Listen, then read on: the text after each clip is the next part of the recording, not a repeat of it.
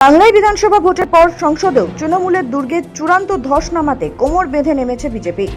সোমবার দুপুর থেকেই দিল্লির রাজনৈতিক অলিন্দে শুরু হয়ে যায় বাংলায় দল বদলের ইতিহাসের অন্যতম বড় অধ্যায়। সোমবার একদিকে যখন ইন্ডিয়া জোটের বৈঠকে সামিল ছিলেন মমতা অভিষেক, ঠিক তখনই নয়াদিল্লিতে 9 নম্বর মতিলাল নেহরু মার্গে আয়োজিত এই হাই ভোল্টেজ বৈঠকে বিজেপির শীর্ষ নেতৃত্বের সঙ্গে বৈঠকে বসেন লোকসভার 10 জনেরও বেশি তৃণমূল সাংসদ। সেই হাই ভোল্টেজ বৈঠকে বিজেপির শীর্ষ নেতৃত্বের পক্ষে মূল মধ্যস্থতাকারী হিসেবে উপস্থিত রয়েছেন 3 জন হেভিওয়েট নাম। পশ্চিমবঙ্গের মুখ্যমন্ত্রী শুভেন্দু অধিকারী, কেন্দ্রীয় পরিবেশ মন্ত্রী তথা বিজেপির পশ্চিমবঙ্গের কেন্দ্রীয় পর্যবেক্ষকের বাসভবনেই বসেছে এই রুদ্ধদ্বার বৈঠক। বিজেপির প্রভাবশালী নেতা নিশিকান্ত দুবেও তৃণমূল সাংসদদের সঙ্গে শর্ত ও রফাসূত্র চূড়ান্ত করতে টেবিলে ছিলেন। বিধানসভা নির্বাচনে ক্ষমতাচ্যুত হতেই তাসের ঘরের মতো ভাঙতে শুরু করেছে তৃণমূল। জনতার ছোঁড়া পচা ডিমে কার্যত স্নান করতে হচ্ছে এককালে নেতা মন্ত্রীদের।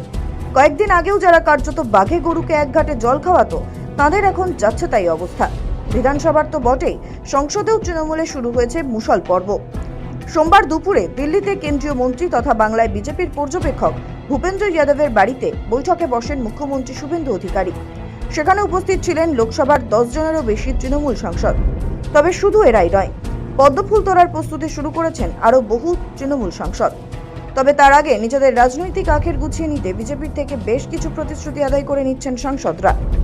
সবচেয়ে বড় হলো কোন শর্ত ও পথে তৃণমূল সাংসদদের শর্ত ও বিজেপির ফর্মুলা। শোনা গিয়েছে মূলত 3টি শর্ত বা প্রতিশ্রুতি আদায়ের ভিত্তিতে তৃণমূল ছেড়ে বিজেপির দুয়ারে পা রাখতে চলেছেন মমতার এককালের আস্থাভাজন সাংসদরা। যার প্রথমটি হলো আসন্ন 2029 লোকসভা নির্বাচনে ভোটের টিকিট নিশ্চিত করা। জানা গিয়েছে বিদ্রোহী সাংসদদের এটাই প্রধান দাবি বিজেপির কাছে, যাতে তাদের টিকিট দেওয়া হয় তার গ্যারান্টি।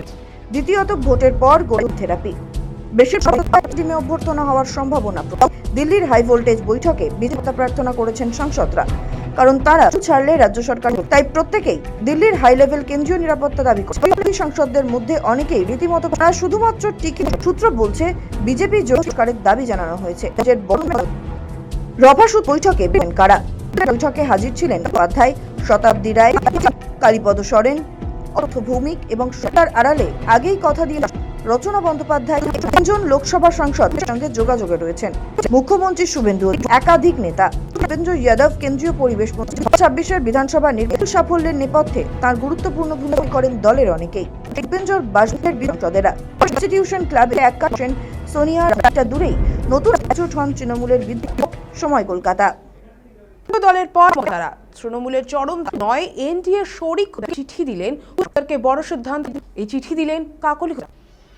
দূর থেকেই দিল্লির রাজনৈতিক বাংলায় দল বদলের ইতিহাসের অন্যতম জল্পনা ভূপেন্দ্র যাদবের বাড়িতে বৈঠকের পরই দিয়ে দিলেন তৃণমূলের দোস্তিদার দলনেত্রী মমতাতে উপস্থিত হল তৃণমূলের বিদ্রোহ সংসদীয় দলের সঙ্গে সব। সোমবার ওই চিঠি জমা নিয়ে চিঠি জমার ঘরে 20 জন সই করার পর লোকসভার শোনা